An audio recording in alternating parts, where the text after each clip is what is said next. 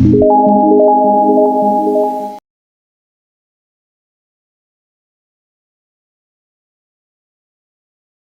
Friends, आज हम यहाँ पे देखने वाले हैं जो प्रेग्नेंट लेडी रहती है उसमें हमें कौन कौन से इन्वेस्टिगेशंस करने रहते हैं। जैसे कि हमारे ओपीडी में लेडीज पेशेंट्स आते हैं, उसमें प्रेग्नेंट पेशेंट भी आते हैं। तो ये जो प्रेग्नेंट लेडीज रहती है इनमें किस तरीके का मैनेजमेंट हमें करना चाहिए, ये हम आज के हमारा जो लेक्चर है इसमें देखने वाले हैं। तो investigation during antenatal care. Antenatal care क्या होता है? जो प्रेगनेंसी रहने के बाद का डिलीवरी तक का जो पीरियड होता है उसे हम एंटीनेटल केयर कहते हैं। तो इसमें कौन कौन से इन्वेस्टिगेशन हमें करनी चाहिए, तो ये सब हम यहाँ पे देखने वाले हैं। सबसे पहले हम देखेंगे कि एम्स क्या है, एंटीनेटल चेकअप या फिर एंटीनेटल इन्वेस्टिगेशंस क्यों करना चाहिए। तो सबसे पहले है कि हमें यहाँ पे ensuring maternal health and prevention of preventing complications. तो जो मदर है उसकी हेल्थ अच्छी है या नहीं है, वो सबसे पहले हमें देखना है। मदर की हेल्थ अच्छी रहेगी तभी जो है बेबी उसकी ग्रोथ अच्छी होने वाली है। तो ये सबसे पहले चीज है कि मदर की हेल्थ तो वहां पे अच्छी होनी चाहिए, और जो कुछ भी कॉम्प्लिकेशंस है वो ना हो, उसका प्रिवेंशन हम जल्दी से जल्द कर पाए। अगर कुछ कम ज्यादा वहां पे रहता है तो इन्वेस्टिगेशन में वो चीज हमें समझ में आती है, उस तरीके से हम मेडिसिन स्टार्ट कर सकते हैं, गाइडलाइंस उसको दे सकते हैं। तो इसके लिए हमें जो है ये चेकअप्स और इन्वेस्टिगेशंस करने रहते हैं। ओके, उसके बाद है monitoring fetal growth and development. बच्चे में हमें ऊपर से तो ये समझ में नहीं आने वाला कि बच्चा अच्छे से ग्रो हो रहा है या नहीं हो रहा है, बच्चे के सब ऑर्गन्स अच्छे हैं या नहीं है। तो इसके लिए हमें जो है जो हमारे इन्वेस्टिगेशंस रहते हैं वो करने रहते हैं। तो बच्चे की ग्रोथ प्रॉपर हो रही है, मंथ वाइज जो ग्रोथ होती है, जो ऑर्गन्स डेवलप होते हैं वो हो रहा है या नहीं हो रहा है, वो चेक यहाँ पे हमें करना होता है। Detecting potential risk during delivery and managing them. अगर कुछ रिस्क फैक्टर्स वहां पे है तो उसको पहले ही अगर हम डिटेक्ट करते हैं तो उसके अकॉर्डिंगली प्रिपेयर रह सकते हैं। उसको जो चीजें रिक्वायर रहती है, जैसे कोई हाइपरटेंसिव मदर है और प्रेग्नेंट लेडी है, उसके मैनेजमेंट के लिए जो ड्रग्स लगने वाले हैं, जो चीजें वहां पे हमें लगने वाली है, वो हम वहां पे मैनेज करके रख सकते हैं। ओके, उसके बाद है educating and providing emotional support to the expectant mother. Mother जो लेडीज रहती है उनका कई बार काउंसलिंग हमें करना पड़ता है, किस तरीके की चीजें उन्होंने क्या खाना चाहिए क्या नहीं खाना चाहिए, या फिर ये जो प्रोसेस रहता है डिलीवरी का या प्रेगनेंसी का जो पीरियड रहता है उसमें उनको कई सारी दिक्कतें आती रहती है। तो उन सब के लिए कैसे वो उन्होंने प्रिपेयर होना चाहिए, ये सब चीजें हमें जो विजिट्स रहते हैं उसमें उनको बतानी होती है। Preventing maternal and neonatal morbidity and mortality. तो मदर या फिर बेबी यहाँ पे हमें सही तरीके से दोनों भी चाहिए, तो वहां पे कुछ मॉर्बिडिटी भी नहीं होनी चाहिए और मॉर्टेलिटी चाहिए। तो दोनों ये चीज प्रिवेंट करने के लिए हमने ये चीजें करनी पड़ती है, इन्वेस्टिगेशंस करने रहते हैं। ओके, उसके बाद है दोस्तों preparing for postmortem care and successful delivery. Mother को जो आफ्टर डिलीवरी केयर रहती है, जो पोस्टनेटल पीरियड रहता है, उसमें किस तरीके से उसने केयर लेनी चाहिए, बेबी को किस तरीके से हैंडल करना चाहिए, और जो डिलीवरी का प्रोसीजर है उसके बारे में उसको जानकारी दे ताकि वो डिलीवरी के टाइम पे हमें कोऑपरेट कर सके। तो ये सब चीजें हमें इसके दौरान करनी रहती है। Identifying any early signs of preterm labour और प्रेगनेंसी लॉस। वहां पे अगर कुछ अबॉर्टिंग हमें साइंस सिम्टम्स मिल रहे हैं या फिर प्रीटर्म लेबर के कुछ सिम्टम्स मिल रहे हैं, तो उसको हमें जल्दी हम डिटेक्ट कर पाए और वो ना हो चीज वहां पे, उसको हम प्रिवेंट कर सके, ऐसे मैनेजमेंट कर सके, इसके लिए हमने ये इन्वेस्टिगेशन करनी चाहिए। Building trust, open communication and a positive pregnancy experience. Patient को एक जो प्रेगनेंसी की उसकी जर्नी रहती है वो एक अच्छी फील होनी चाहिए, या फिर उसको हैप्पीनेस उसमें से आना चाहिए और पॉजिटिव वो होनी चाहिए जो मदर है।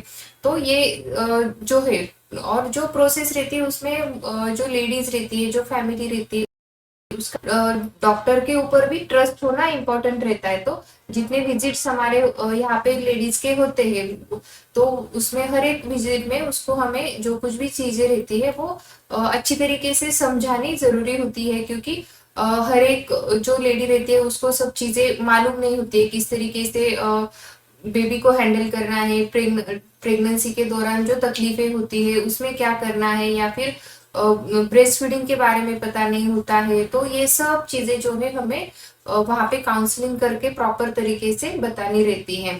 तो ये जो इन्वेस्टिगेशन का पार्ट है, अभी कौन कौन से इन्वेस्टिगेशन हमें यहाँ पे करने रहेंगे एंटीनेटल पीरियड में, ये हम यहाँ पे देखेंगे। ओके,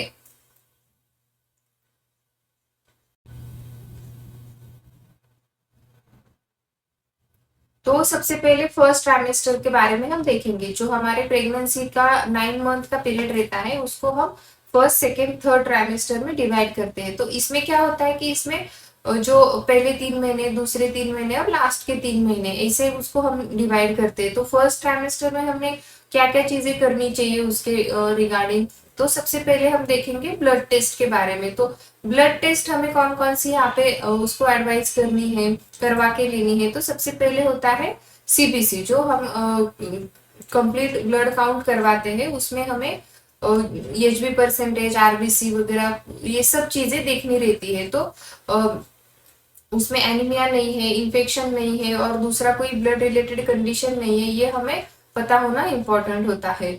और उसके बाद है ब्लड ग्रुप, ब्लड ग्रुप और आरएच फैक्टर। तो ये बहुत इंपॉर्टेंट होता है, क्योंकि मदर अगर निगेटिव ब्लड ग्रुप वाली रहती है और जो फिटस है, बेबी है, वो पॉजिटिव ब्लड ग्रुप का रहता है, तो वहां पे आरएच इनकॉम्पेटिबिलिटी नाम की जो कंडीशन रहती है वो होने की चांसेस रहते हैं। तो ये ना हो, इसके लिए हमें पहले से ही प्रिपेयर रहना पड़ता है। जो वहां पे एंटीडी होता है वो उसको देना होता है। तो इसके लिए हमें मदर का ब्लड ग्रुप पता होना इम्पोर्टेंट रहता है। ओके, जो सीरोलॉजिकल टेस्ट रहते हैं उसमें हमें एचआईवी करवाना पड़ता है, हेपेटाइटिस बी, हेपेटाइटिस सी है, वीडीआरएल है, रूबेला का जो टेस्ट रहता है, वैरिसेला का जो टेस्ट रहता है, ये टेस्ट हमें करवाने पड़ते हैं। रूटीनली एचआईवी, एचबीएसएच और वीडीआरएल ये रूटीनली सब जगह पे किया जाता है।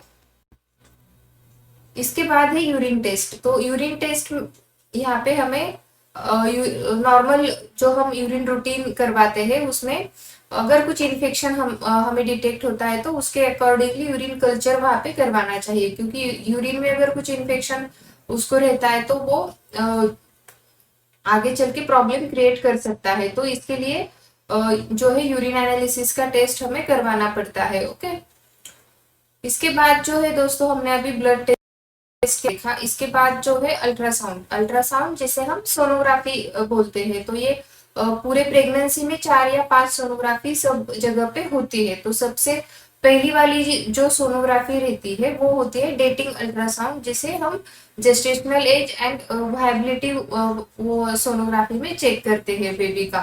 तो ये जो सोनोग्राफी रहती है, फर्स्ट सोनोग्राफी, उसको डेटिंग स्कैन भी कहा जाता है, क्योंकि अगर किसी किसी लेडीज में अगर उसकी पीरियड की डेट उसको पता नहीं होती है, तो अगर हमें वहां पे जेस्टेशनल एज कैलकुलेट करना है, कितने मंथ की प्रेगनेंसी है, तो सबसे पहले वाला जो स्कैन रहता है वो उसके लिए बहुत इंपॉर्टेंट रहता है। उसके अकॉर्डिंगली ही उसका पीरियड जो है प्रेगनेंसी का वो डिफाइन किया जाता है। तो इसमें क्या क्या चीजें हम देखते हैं, सबसे पहले जेस्टेशनल एज कितना है वहां पे, वायबिलिटी यानी कि हार्ट बीट्स वहां पे अवेलेबल आ रहे हैं या नहीं आ रहे हैं, और तीसरी बात जो है प्रेगनेंसी हमारी यूटेरस में होनी चाहिए। तो ये जो प्रेगनेंसी है वो इंट्रा यूटेराइन होनी चाहिए। कभी कभी क्या होता है कि ट्यूब्स में प्रेगनेंसी रह जाती है, जिसे हम एक्टोपिक प्रेगनेंसी कहते हैं। तो ऐसी कंडीशन वहां पे नहीं होनी चाहिए। तो ये सब फैक्टर हमें चेक करने रहते हैं। उसके लिए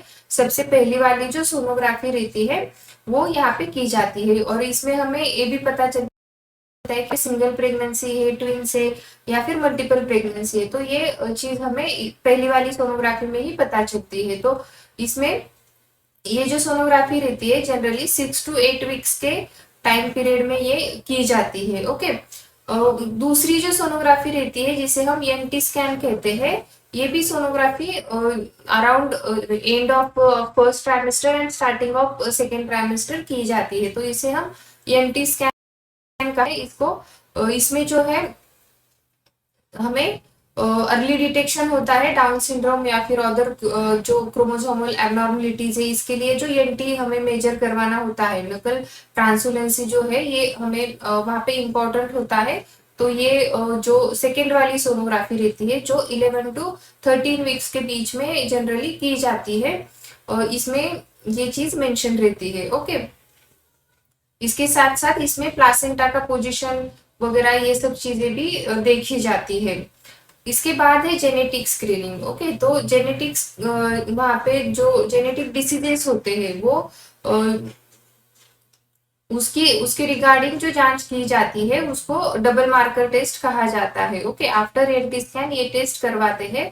इसमें जो है फ्री बीटा एससीजी और पैपे, इसको ईएनटी के पैरामीटर्स इवेल्युएट करके ये जो डबल मार्कर का टेस्ट रहता है वो किया जाता है जो हमारा end of first trimester and start of second trimester इसके बीच में। तो इसमें हमें क्या क्या पता चलता है, जो जेनेटिक डिसऑर्डर्स के रिस्क रहते हैं जैसे डाउन सिंड्रोम है, ट्राइसोमी 18 है, एंड जो बाकी के क्रोमोसोमल प्रॉब्लम्स रहते हैं उसके लिए उसका रिस्क कितना है वो हमें ये वाली टेस्ट में पता चलता है।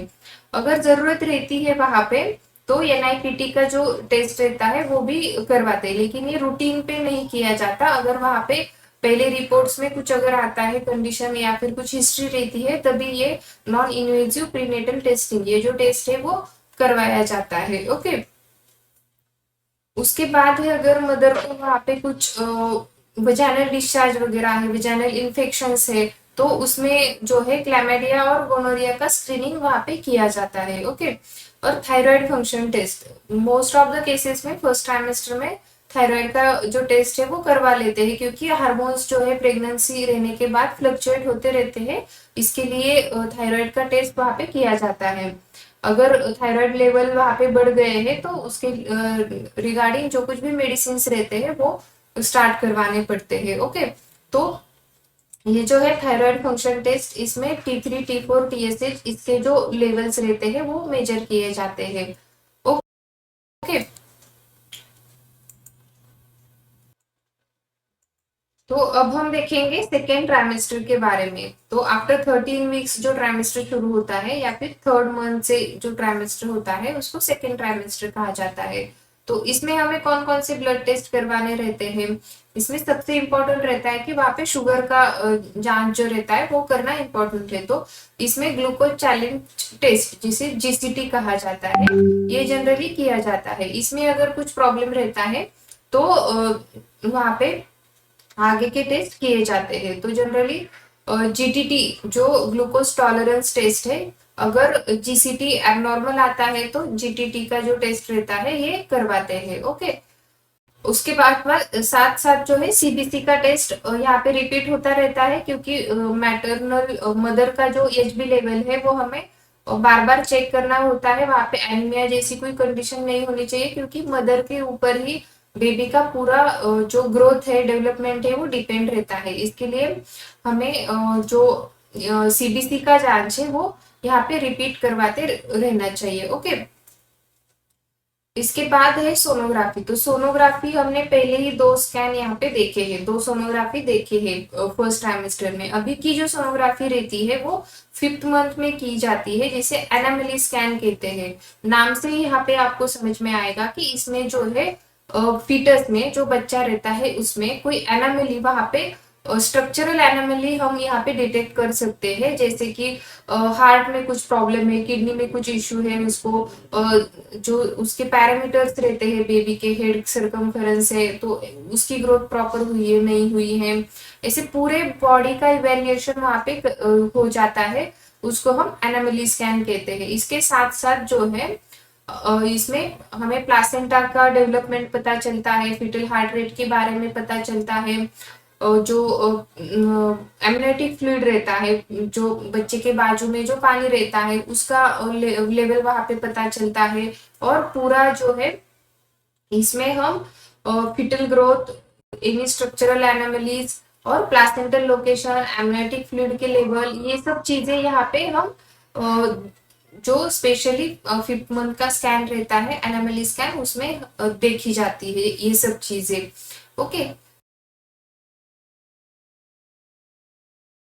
इस उसमें क्वाड्रुपल टेस्ट, जैसे हमने डबल मार्कर का टेस्ट देखा था, वैसे ही ट्रिपल मार्कर और क्वाड्रुपल मार्कर ऐसे टेस्ट होते हैं। अभी जनरली ट्रिपल मार्कर ऑलमोस्ट कोई करता नहीं है, तो डबल मार्कर या फिर क्वाड्रुपल मार्कर यही टेस्ट होते हैं। तो उसमें भी जो क्रोमोसोमल एबनॉर्मेलिटीज रहती है या फिर जेनेटिक जो इश्यूज रहते हैं, जैसे डाउन सिंड्रोम है, ट्राइजोमी है, ऐसे इसके रिस्क कितना है वो यहाँ पे चेक किया जाता है। ओके, अगर कुछ प्रॉब्लम वहां पे रहता है तो एमनियोसेंटेसिस या फिर सीवीएस, कोरियोनिक विलस सैंपलिंग, ये अगर वहां पे जरूरत रहती है, कुछ प्रॉब्लम पहले रिपोर्ट्स में आता है, तभी ये आगे की चीजें की जाती है। जनरली ऐसे रूटीनली नहीं की जाती है। ओके, तो रूटीनली यहाँ पे क्या क्या होता है, फर्स्ट ट्राइमेस्टर में जो हमारा 2 स्कैन होते हैं, जो ब्लड टेस्ट होते हैं, इस सेकेंड ट्राइमेस्टर में जो स्कैन है, ब्लड टेस्ट है, और ये क्वाड्रुपल का टेस्ट अगर पहला नहीं किया है तो क्वाड्रुपल का करवाते हैं। ओके,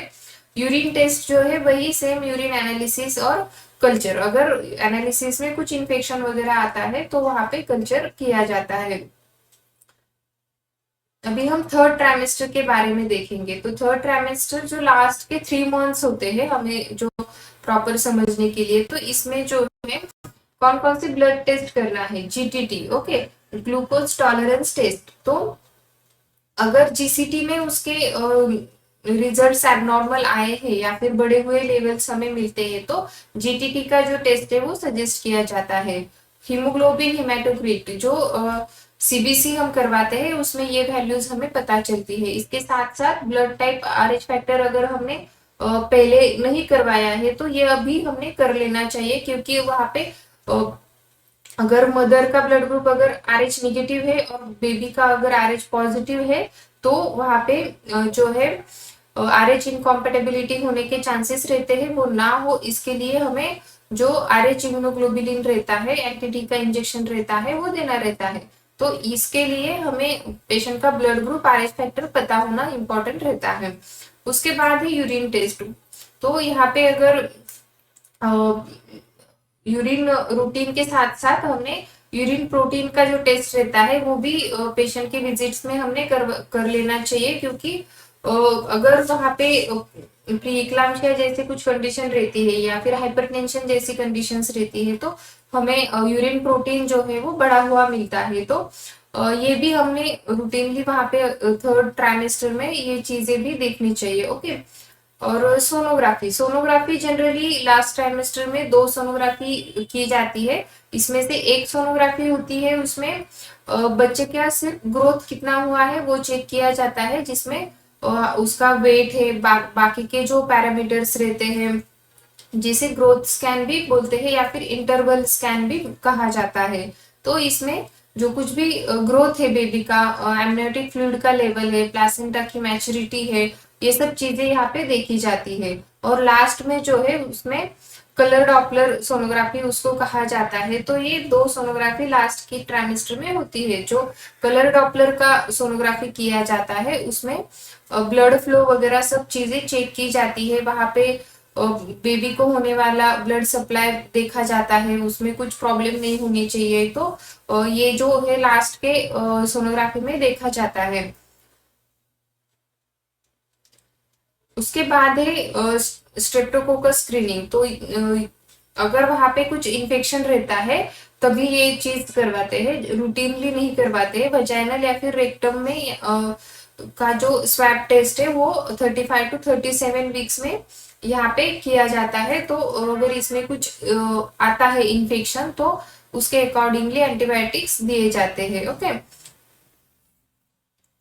इसके साथ साथ जो लास्ट का मंथ होता है उसमें फिटल मॉनिटरिंग करने के लिए एनएसटी या फिर सीएसटी जो नॉन स्ट्रेस टेस्ट रहता है या फिर कॉन्ट्रैक्शन स्ट्रेस टेस्ट रहता है, ये चीजें की जाती है बेबी के मूवमेंट्स, यूट्राइन कॉन्ट्रैक्शन, ये सब चीजें मॉनिटर करने के लिए। ओके, तो ये सब नॉन इन्वेजिव टेस्ट रहते हैं। एडिशनल इन्वेस्टिगेशन जैसे कि सर्वाइकल लेंथ मेजरमेंट है। जनरली हम जो एनटी स्कैन करवाते हैं उसमें ही सर्विक्स का जो लेंथ है वो है। अगर सर्वाइकल लेंथ नॉर्मल से कम है तो वहां पे जो है सर्वाइकल इनसर्कुलेज का जिसे हम टाका डालने का ऑपरेशन कहते हैं थैली के मुंह को, वो सर्वाइकल इनसर्कुलेज का ऑपरेशन किया जाता है प्रेगनेंसी में। ओके। फिटल डॉपलर स्टडी जैसे कि हमने कहा कि 9th मंथ में जो हम सोनोग्राफी करवाते हैं उसमें बच्चे के ग्रोथ के साथ साथ डॉपलर स्टडीज भी करवाते हैं जिसके थ्रू हमें बेबी को होने वाला ब्लड सप्लाई प्रॉपर हो रहा है या नहीं हो रहा है वो समझ में आता है। ओके। इसके साथ साथ प्री कंसेप्शन काउंसलिंग टेस्ट, तो इसमें क्या क्या होता है। प्री कंसेप्शन बिफोर प्रेगनेंसी रहने से पहले जो पीरियड होता है उसको प्री कंसेप्शन कहा जाता है। तो इसमें अगर कुछ सिकल सेल डिसीज है, थैलेसीमिया है, सिस्टिक फाइब्रोसिस है या फिर कुछ जेनेटिक कंडीशन की हिस्ट्री वहां पे है या फिर पेशेंट को कोई डिसीज की हिस्ट्री वहां पे है पहले से, तो जो इसेंशियल टेस्ट रहते हैं, जरूरी टेस्ट रहते हैं, वो प्रेगनेंसी रहने के पहले ही वहां पे कर लेने चाहिए और उसके अकॉर्डिंगली जो मैनेजमेंट है वो करनी चाहिए। ओके। तो इस तरीके से ओवरऑल ये जो 9 मंथ की जर्नी होती है इसमें कौन कौन से इन्वेस्टिगेशंस एज ए डॉक्टर हमने एडवाइस करने चाहिए, हमें पता होने चाहिए, ये सब चीजें हमने यहाँ पे देखी है। तो इसको अगर हम समराइज करें तो फर्स्ट ट्राइमेस्टर में ब्लड टेस्ट जो सीबीसी है, ब्लड ग्रुप है, सीरोलॉजी जैसे हमने HIV, HBCG, VDRL वगैरह देखा है, रूबेला वगैरह, तो ये सब चीजें फर्स्ट ट्राइमेस्टर में की जाती है। अल्ट्रासाउंड है, डेटिंग एंड ENT स्कैन, ये 2 स्कैन फर्स्ट ट्राइमेस्टर के इंपॉर्टेंट होते हैं। और जेनेटिक स्क्रीनिंग जिसमें डबल मार्कर का टेस्ट हमने देखा था। ओके। सेकेंड ट्राइमेस्टर में ब्लड टेस्ट के साथ साथ जो एनोमली स्कैन होता है हमारा सोनोग्राफी का वो इम्पोर्टेंट है। और अगर उसमें कुछ आता है तो क्वाड्रुपल मार्कर है, एम्नियोसेंटेसिस है, ये चीजें वहां पे की जाती है। ओके। थर्ड ट्राइमेस्टर जो लास्ट वाला इम्पोर्टेंट ट्राइमेस्टर रहता है इसमें ब्लड टेस्ट है, वहां पे ग्लूकोज का टेस्ट है, सीबीसी है, RS है, यूरिन के टेस्ट है, ये GBS का स्क्रीनिंग है और सोनोग्राफी है जिसे हम ग्रोथ स्कैन और जो हमने डॉपलर स्टडीज बोला था वो यहाँ पे होता है। और फिटल मॉनिटरिंग वहाँ पे NST या फिर CST ये चीजें होती है। तो इस तरीके से ओवरऑल आपका जो इन्वेस्टिगेशन का प्रोटोकॉल होना चाहिए वो इस तरीके से होता है। ओके। अभी हम देखेंगे कि आपको अगर इसको थोड़ा सा अच्छे से ध्यान में रखना है कौन से टाइम पे क्या करना है, तो आप इस चार्ट का भी यूज कर सकते हो। ओके। तो कौन सी विजिट में पेशेंट को हमने क्या एडवाइस करना चाहिए, कौन सी जो उसकी विजिट्स कब होनी चाहिए, ये सब चीजें आपको यहाँ पे समझ में आ जाएगी। ओके। तो इस तरीके से आप अगर आपकी OPD में भी पेशेंट मैनेज कर रहे हो तो आपको जो प्रेग्नेंट पेशेंट रहते हैं उनको ये सब चीजें एडवाइस करनी है। उसके अकॉर्डिंगली जो मेडिसिन रहते हैं वो भी वहां पे एडवाइस करने हैं। अगर ज्यादा कुछ उसकी रिपोर्ट्स में रहता है तो जो एक्सपर्ट डॉक्टर्स रहते हैं, जो स्पेशलिस्ट या फिर हम हमसे सीनियर डॉक्टर्स रहते हैं उनके पास अगर आपको ये पेशेंट जो है रेफर कर देना चाहिए। तो इस तरीके से ये सब चीजें आपको समझ में आई होगी। ओके।